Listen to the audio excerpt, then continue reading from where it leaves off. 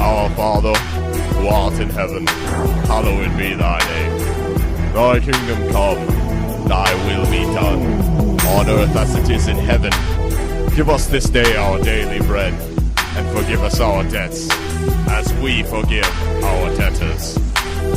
And lead us not into temptation. Now remember well this story I'm about to tell you, it's nice. And try to open up your ears to the words of this poltergeist. Take it back to a time when neither prayer or thought could save you, and the only other resort is a strapped army recruit. It takes place in an old stage where your friends are made of stone, or birds could talk to you, other than that you're alone. His name was John, a priest at the Vatican was he, aiming for up in the world where you praise the G.O.D. It's not a street light, though you can't pay for room and board, and sometimes looking at the commoners makes you fucking sore. But he loves the life without no wife and continues to pray. Hopefully he'll move up to the big house one day. So right now he loves thy neighbor and cherishes his wealth, and never complains about the cards his father dealt. But it gets harder and harder to look his friends in the face, since every one of them has a dark side that they openly embrace. His name was John, a preacher he was meant to be, but he befriended a ghost and was damned eternally.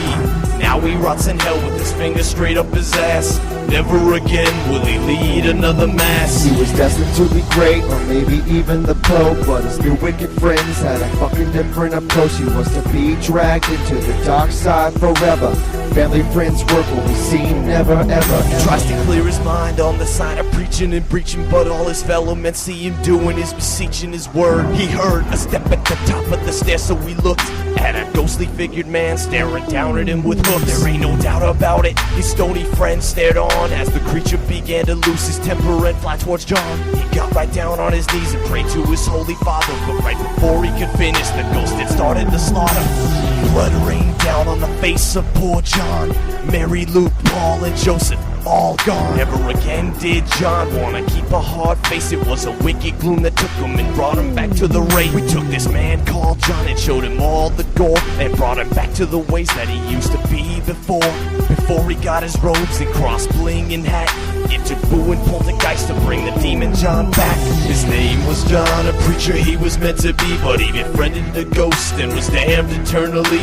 Now he rots in hell with his finger straight up his ass. Never again will he lead another mass. He was destined to be great, or maybe even the Pope, but his new wicked friends had a fucking different approach. He was to be dragged into the dark side forever.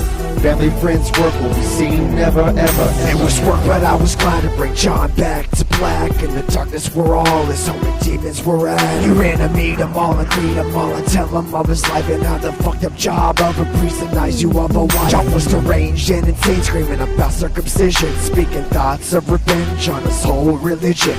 I thought about it, I pulled the G, looked back at me, a psychopathic love blinking in his eye from what I could see.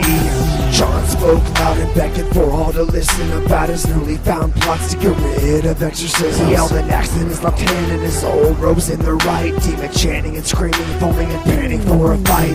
They tore from the sewers, ravaged all that could be seen. Minotaurs, demon dogs, goblins and crypt fiends. Suddenly, I was too quick to be shown. A blinding light came from the sky and sent the demons back home. His name was John, a preacher he was meant to be, but he befriended the ghost and was damned eternally. Now he rots in hell with his fingers straight up his ass. Never again will he lead another mass. Now all the demons are gone and vanished to their own hell. A life of torture, decay, and an abominable smell. All that's left is the ghost that started the war from hell. The only two who know is Boo and Pull the G who never tell.